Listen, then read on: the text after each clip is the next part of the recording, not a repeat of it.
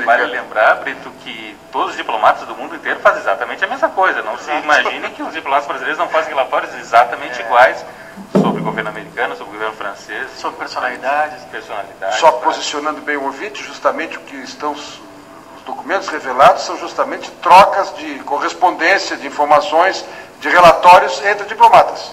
As opiniões emitidas entre eles após reuniões. É que eu acho, Brito, que a apresentação de uma diplomacia que teoricamente é secreta é algo que é bom em geral para o público, é bom para a mídia, mas cabe ponderar um pouco. Nem toda apresentação de informação, nem toda revelação é algo positivo. Nós temos a experiência no Brasil da questão dos dossiês de matéria política, principalmente eleitoral. Nós temos a questão do vazamento de informações junto à Receita Federal, Banco Central e outras informações que demonstram que existem dados que devem ter um nível de proteção, ou de confidencialidade, ou de sigilo, porque protegem pessoas, porque protegem em determinado momento. E eu até acho que o Wikileaks realizaria um papel de grande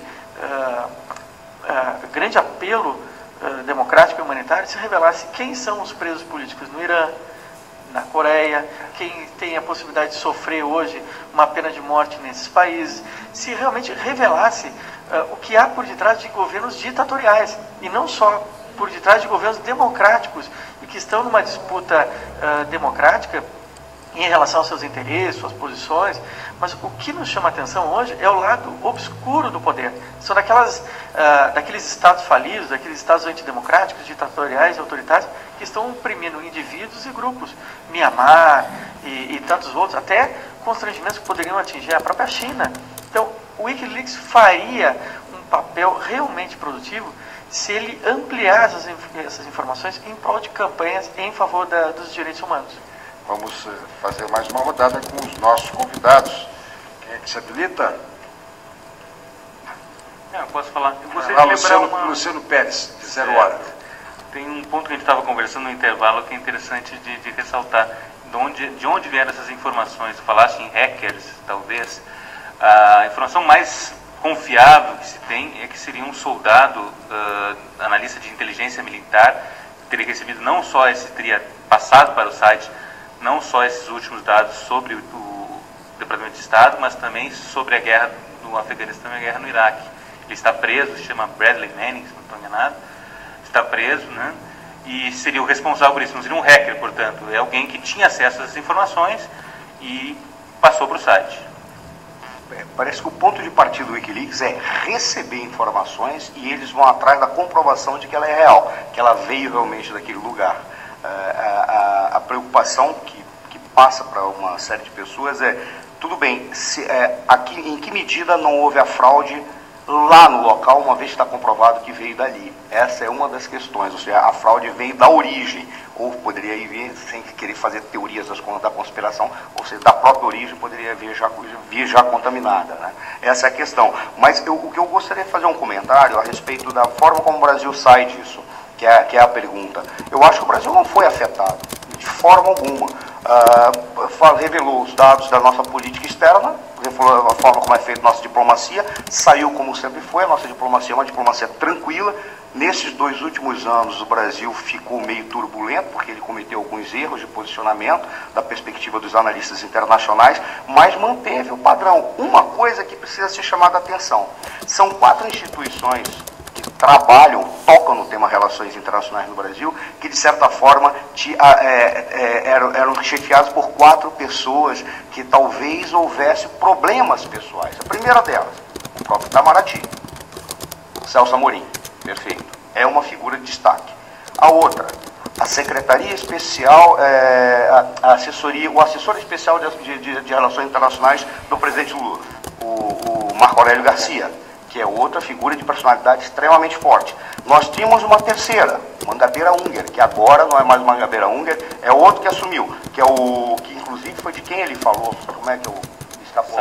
O Samuel Pinheiro Guimarães. Era o Mangabeira Unger e depois o Samuel Pinheiro Guimarães. É uma outra instituição. Tem Itamaraty e o ministro da Defesa, o Nelson Jobim. Queira ou não queira, as 4 instituições, elas tratam e tocam em relações internacionais e as 4 não caminham harmonicamente no Brasil. Há divergências de posicionamento entre as autoridades e as próprias instituições. Um exemplo claro, isso aí pode ser, por exemplo, suponhamos que eu seja do Wikileaks, poderia fazer uma divulgação. Lançamento da Frente Nacional de Defesa, da Frente Parlamentar de Defesa Nacional. Estava lá, foi o ministro Jobim, e o Mangabeira Unger não foi convidado. Só que para o lançamento da Estratégia Nacional de Defesa estava a assinatura do Mangabeira Unger. Como é que o ministro-chefe, o secretário especial, que é o secretário Mangabeira Unger da SAI, não estava presente no lançamento da Frente Parlamentar de Defesa Nacional? Isso, por exemplo, é uma questão que mostra que havia problemas de personalidade entre eles. Mas isso significa que é um segredo de Estado que vai deformar a condução da política pública nacional? Não. É um fato apenas que revela, por exemplo, para o estrategista, aquilo que ele precisa saber. Ora, há indivíduos que realmente não estão se posicionando favoráveis um ao outro e as instituições não estão correndo na mesma direção. Deixa eu fazer uma pergunta para os convidados. O presidente norte-americano, ou melhor do que o presidente norte-americano, o Estado americano, até porque a Hillary Clinton, que é a secretária de Estado, está no olho do furacão com essa confusão toda aí.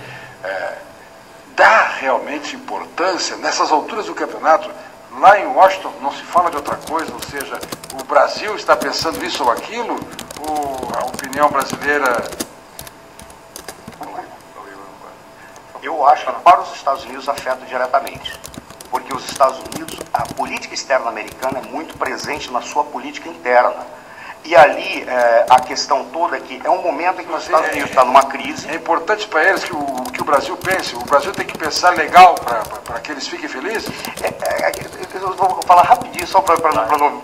Mas a questão toda é que os Estados Unidos, isso eu ouvi de fontes, aí eu não vou revelar fontes, mas fontes sérias. Os Estados Unidos tinham uma fé muito grande que o Brasil poderia ser um dos coordenadores da América Latina e poderia auxiliá-los em muitos trabalhos. E de uma certa hora o Brasil simplesmente adotou uma postura que não chegou a definir, afinal de contas, para onde ele caminharia. E para os Estados Unidos isso acabou afetando-se, afetou. Na verdade, é mais importante para os Estados Unidos, porque a função presidencial nos Estados Unidos é a função externa. É a realização de uma política internacional, de uma política externa. E a política interna do governo Obama foi soterrada nas últimas eleições, ou seja, a possibilidade de reforma na saúde, reforma do sistema financeiro, algumas propostas de gasto. Então, ataca diretamente o último esteio, o último bastião da política democrata, que é a política interna. Mas eu gostaria de ressaltar um problema que eu acho que foi tocado aqui, mas é muito interessante, que é o seguinte: qual a natureza do Wikileaks? Na minha opinião, o Wikileaks é uma forma de mídia. É uma forma de mídia moderna. Nós podemos dizer que é uma organização sem fins lucrativos, transnacional, internacional, não governamental, mas é uma forma de mídia. E como forma de mídia, nós devemos perguntar se a mídia, se a imprensa deve ter limites e quais os limites da responsabilidade na exposição de algumas informações. Eu creio que a exposição de informações de correntistas de banco, como eles têm alegado que vão fazer em relação a um banco norte-americano, ela é extremamente possível de ser questionada judicialmente. Imagine só se hoje o Brito tivesse suas contas de cartão de crédito expostas na internet para que todos pudessem verificar. Com certeza o Brito, o Marcelo, o Paulo, o Luciano se indignariam com esse fato. Ou seja, devem existir limites. Eu acho que o Wikileaks está hoje rumando para um caminho muito interessante. E até uma pergunta que o Wikileaks deveria vazar é o seguinte: quem realmente financia o Wikileaks? 20 minutos para as 11 horas, temperatura 23 graus e 2 décimos, a hora certa para farmácias associadas participe do Festival de Prêmios e a temperatura para Sultepa Construções, encarando o futuro e seus desafios, uma empresa do grupo Sultepa. E Soluções Planejadas, solução completa para a sua casa, uma marca do grupo Erval. Imobiliária Crédito Real, a chave para suas conquistas, ligue 3214 1414. 41 anos de muita saúde em nossa cidade, Hospital Divina Providência. E a inquietação do ouvinte, quando ele pergunta, quando ele quer saber, quando ele manda pelo e-mail ou pelo telefone uma pergunta, é para Sindisaúde RS. Saúde, a nossa categoria também faz. Luciano, qual é a tua expectativa quando voltares agora à redação do jornal e começares a trabalhar para o jornal de amanhã? É justamente isso que eu estava pensando. Na verdade, o Brasil saiu bem até agora dos documentos que foram revelados, mas deve ter muita coisa ainda para aparecer. É como tu falaste, uma enchente, né? uma inundação. Então, não se sabe se daqui nas próximas semanas não vão sair coisas assim, cabeludas, que realmente prejudiquem realmente o governo, né? Falar sobre a relação do governo até com as Farc, sei lá, ou com a Venezuela, não se sabe exatamente o que vai sair. Então, a expectativa é que coisas muito interessantes apareçam aí nos próximos dias. Vale destacar, no entanto, também, eu acho que o presidente Lula falou uma coisa ontem que ele está coberto de razão. Boa parte do que foi revelado são opiniões de diplomatas americanos. Não é necessário concordar com eles, né? Não é a expressão da verdade. São opiniões, são visões de diplomatas americanos. O povo quer saber onde é que tem o endereço do Wikileaks? Sim, www.wikileaks, wikilleaks.org. É uma ONG. Maravilha. E alguém deve financiar. Eles dizem que são financiados por doações, né? Doações de todo mundo. Como outros sites, tipo a Wikipédia também financiada por doações. Realmente não abriram suas contas para ninguém. E esta expectativa de vasculhar segredos bancários a partir de segunda-feira é jogada ensaiada para chamar atenção, ou vocês acham que realmente eles tiveram esses acessos? A partir de 2011, não é 2011. Como uma forma de mídia, talvez seja uma forma de até angariar popularidade, até recursos, novas doações, até publicidade. Nós não sabemos o futuro do Wikileaks, se vai se tornar uma mídia comercial ou se vai continuar sendo o que é. Mas se continuar no caminho que tem traçado, com certeza vão ter problemas com diversos países, não só com os Estados Unidos. E até chamou a atenção, o Luciano comentava a questão da possibilidade de asilo do fundador do Wikileaks no Equador, que até o momento ele tem a proposta de asilo, mas se ele liberar os dados secretos do governo equatoriano em relação às Farc, com certeza ele já perde esse direito de ir para aquele país. É uma situação bem interessante mesmo, porque ele traz uma série de indagações. Estou aqui com o site do Wikileaks e aqui, em tese, a sustentação. Por favor, doações para o Wikileaks defendendo esta informação. Ou seja, até parece alguns pastores eletrônicos, né, que depois de fazer a pregação, vêm ao ar para dizer doações para mantermos esse programa.